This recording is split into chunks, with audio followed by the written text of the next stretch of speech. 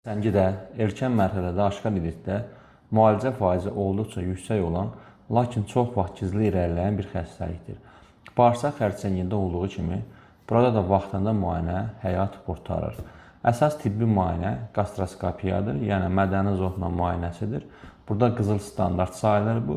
Mərdə xərsənginin və xərsəng-önü xəstəliklərinin yeganə dəqiq diaqnoz üsulu qastroskopiyadır. Bəs kimlər qastroskopiya müayinəsindən keçməlidir? Xüsusilə 40 yaşdan sonra heç bir şikayət olmasa belə, profilaktik olaraq ən azı bir dəfə qastroskopiya olunmaq məsləhətdir.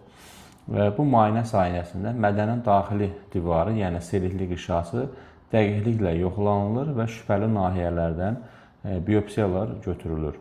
Xəstəliyin inkişaf mexanizmi və gizli təhlükə nədir? Xroniki iltihab mədə xərsəngi birdən-birə yaranmır. Adətən illərlə davam edən xroniki qastrit və mədə xorası fonunda inkişaf edir. Əsas təbii düşməni mədədə məskunlaşan Helicobacter pylori dediyimiz bakteriyadır. Bu xroniki iltihaba və zamanla hüceyrə dəyişikliyinə, yəni atrofiya, metaplaziya, displaziya səbəb olaraq xərsəng riskini ciddi dərəcədə artırır. Müalicə ilə bu qastroskopiya zamanı bu bakteriya və xərsəng-önü dəyişikliklər vaxtında aşkarlanıb, müalicə edilərsə, xərsəngin qarşısı tamamilə alına bilər. Bəs kimlər risk qrupundadır, yəni kimlər diqqətli olmalıdır? Genetika və ailə tarixini nəzərdən keçirir. Yəni ailəsində ata, ana, bacı, qardaş, mədə xərsəngi olan şəxslər mütləq daha erkən yaşlarda yoxlanışdan keçməlidirlər. Yəni yaşdan və şikayətdən asılı olmayaraq mütləq endoskopiya müayinəsindən keçilməlidir. Əgər hər şey normaldırsa, hər 3-5 ildən bir şikayət olmasa belə yoxlanılmalıdır.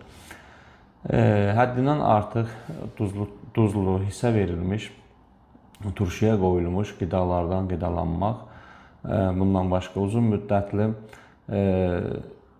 siqaret istifadəsi mədə xərsəngi riskini 2 qat artırır. Xüsusən də siqaret, bundan başqa spirtli içkilər və artıq çəki.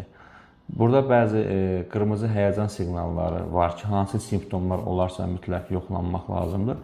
Aşağıdakı əlamətlərdən adi bir qastrit kimi görünsə də, davamlı olduqda vaxt itirmədən həkimə müraciət edilməlidir.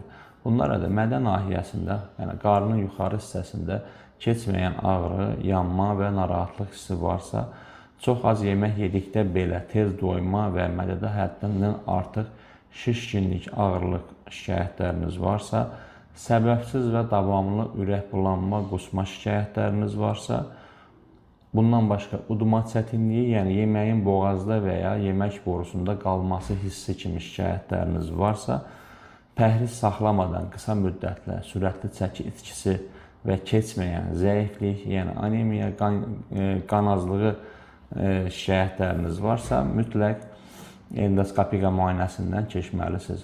Qeyd etmək istəyirəm ki, müasir dövrdə artıq endoskopiyadan qorxmağa ehtiyac yoxdur.